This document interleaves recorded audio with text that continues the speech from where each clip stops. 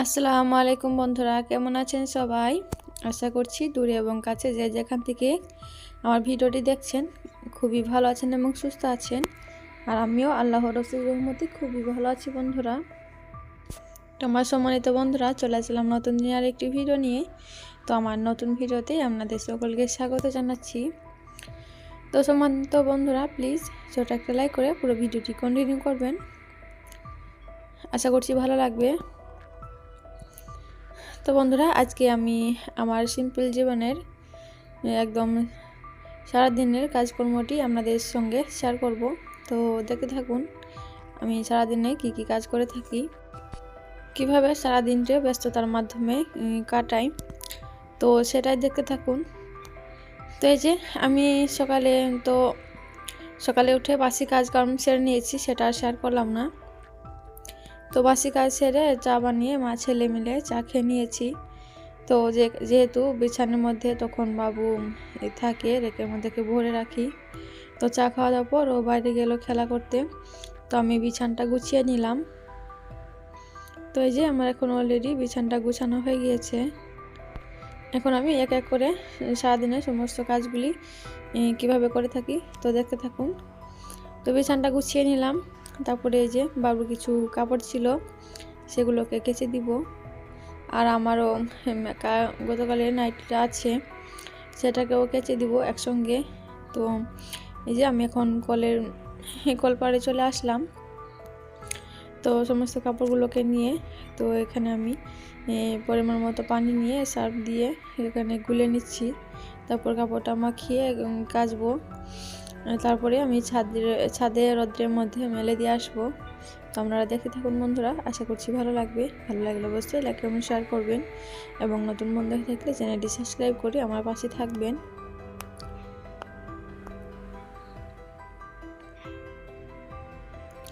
তো এই যে এখন আমার কাপড়গুলো মাখানো শুরু করে দিয়েছি। তো মাখিয়ে কাপড়গুলো আমি কেচে নিব। তো দেখতে থাকুন বন্ধুরা।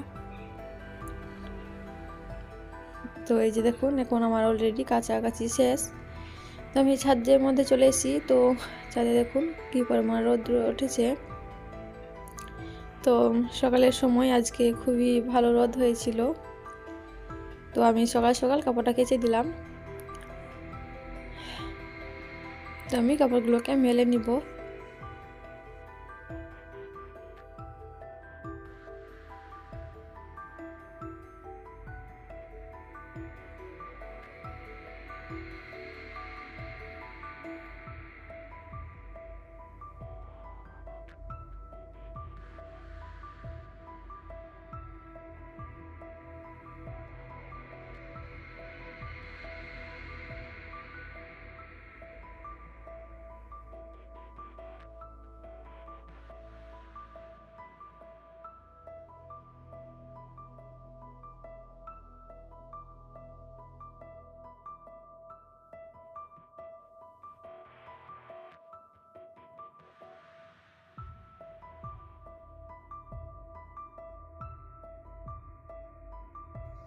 তো আমি সমস্ত বড় কাপড়গুলোকে তারের মধ্যে মেললাম। আর বাবুর তো 3টে স্যুট ছিল, সেগুলো আমি ছাদের ধারে মানে আমি ঝুলানে মেলে দিলাম।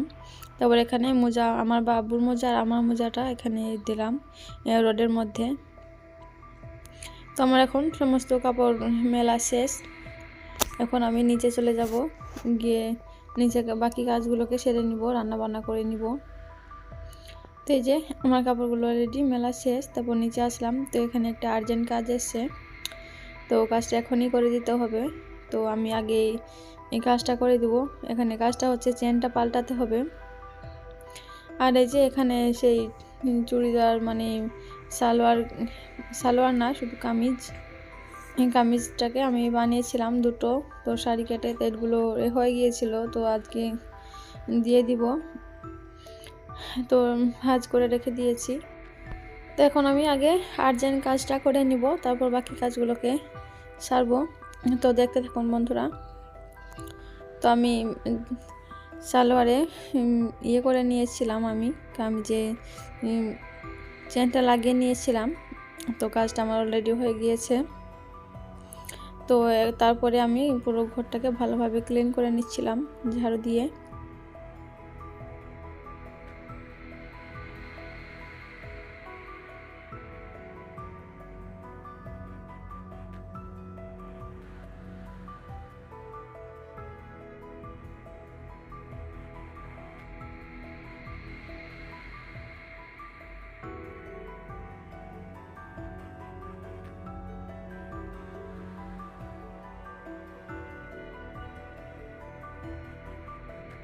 তো আমি সমস্ত কোনায় কোনায় সমস্ত জায়গা খুবই ভালোভাবে ঝাড়ু দিয়ে নিলাম।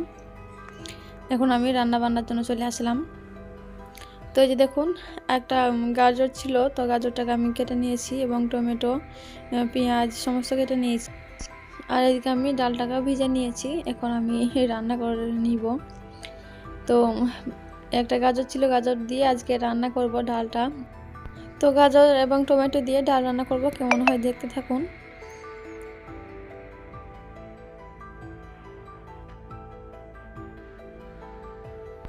তো এখন তো আমার অলরেডি রান্নাবান্না শেষ, সম্পূর্ণ রান্নাবান্না কমপ্লিট। এখন আমি পুরো ঘর বাড়িকে ভালোভাবে মুছে ক্লিন করে নিব। তো দেখতে থাকুন বন্ধুরা।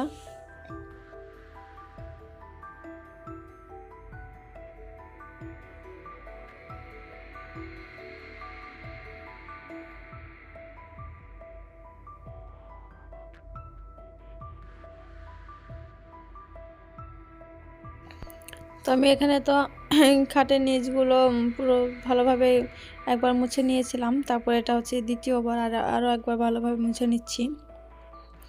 তো এভাবে সমস্ত ঘর আমি ভালোভাবে পরিষ্কার করে মুছে নিব। তো যে সমস্ত আপুরা এখনও পর্যন্ত আমার ভিডিওর সাথে আছেন, এখনও মনোযোগ সহকারে ভিডিওটি দেখছেন, তো আপনাদেরকে জানাচ্ছি আমার তরফ থেকে অনেক অনেক ভালোবাসা এবং অনেক অনেক ধন্যবাদ।